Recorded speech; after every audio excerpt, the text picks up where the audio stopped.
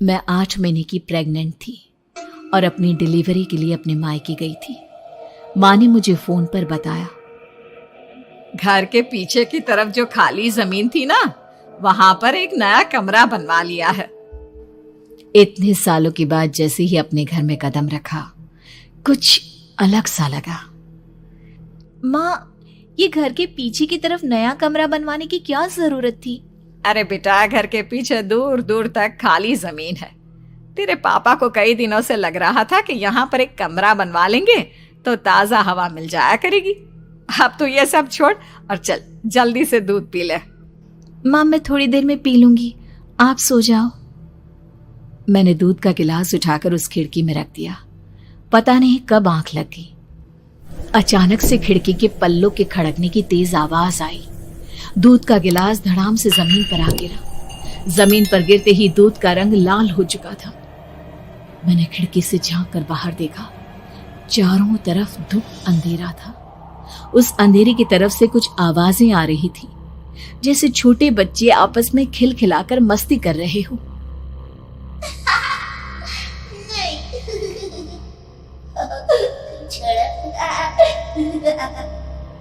इतनी रात को इतने घनघोर अंधेरे में बच्चों की आवाज कैसे आ रही है? घड़ी में वक्त देखा तो ठीक 12 बजे थे। देखकर मैं सन्न रह गई।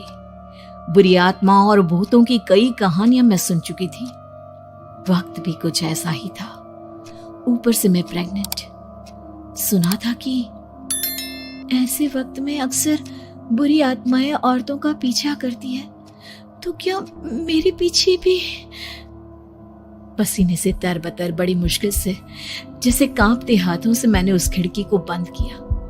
जल्दी से जल्दी उस कमरे से बाहर निकलकर माँ के पास जाने के बारे में सोचा, लेकिन जैसे ही दरवाजे की तरफ पलटी, लगा कोई साया हवा की स्पीड से दरवाजे के सामने से गुजर गया।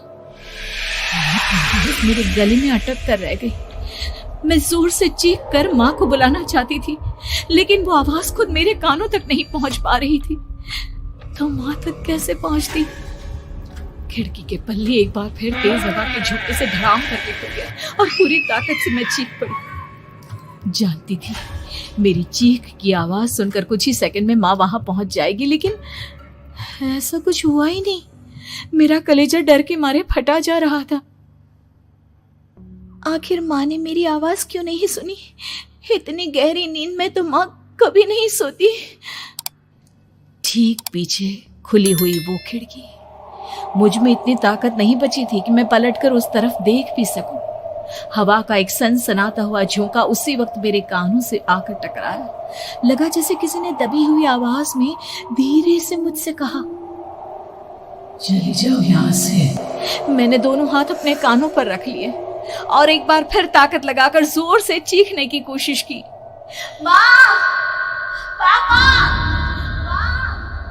मेरी आवाज उस कमरे की दीवारों से टकराकर वापस मुझे ही सुनाई दे रही थी।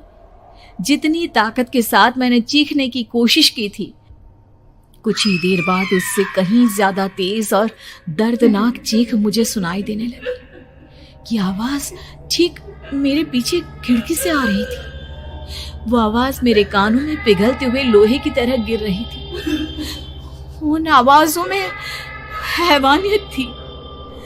वो आवाजें किसी इंसान की नहीं है, इतना मैं समझ चुकी थी। कांप रहे हाथों से मैंने अंधेरे में कुछ ढूंढने की कोशिश की। तभी अचानक मेरा हाथ बेड पर रखी टॉर्च पर पड़ा। किसी तरह ताकत लगाकर टॉर्च का बटन ऑन किया, लेकिन ये क्या? सामने दरवाजे पर 3 छोटी लड़कियां खड़ी हुई थी। उनके हाथ में स्टील के चमचमाते हुए चाकू थे। मैं घबराकर लड़खड़ाई और पीछे की तरफ हटी, लेकिन तब तक वो मेरे पास आ चुकी थी। उनकी गर्दन टेढ़ी थी और उनके हाथों के वो चाकू मेरे पेट को निशाना बनाने को तैयार। मैं जोर से चीखी, नहीं, छोड़ दो मेरे बच्चे को, मत मारो, मत मारो, छोड़ दो मेरे बच्चे को। सोनाली, क्या हुआ बेटा? तू इतनी डरी हुई क्यों है? उठ बेटा, क्या हुआ? हड़बड़ाकर मैंने अपनी आंखें खोली। देखा तो दिन निकल आया था। माँ मुझे जगा रही थी। मेरा चेहरा पूरा पसीने से लथपथ था। क्या हुआ बेटा, तुमने कोई बुरा सपना देखा क्या? मैं अभी तक अपने पूरे होश में नहीं थी। वो मेरे बच्चे को मार देगी माँ। वो लड़की मेरे बच्चे को। मैंने घबराकर अपने पेट को छुआ। सब कुछ ठीक था। और वो दूध जो रात को यहाँ पर गिर गया था, उसका रंग लाल हो गया था। माँ ने हंसते हुए दूध का गिलास मुझे दिखाया। तुमने दूध पिया ही नहीं, पूरा का पूरा ऐसे ही रखा हुआ है। तुमसे कहा था ना सोनाली, सेहत के लिए लापरवाही ठीक नहीं बेटा। लेकिन मैंने तो सब कुछ अपनी खुली आंखों से देखा था। ये सपना कैसे हो सकता है?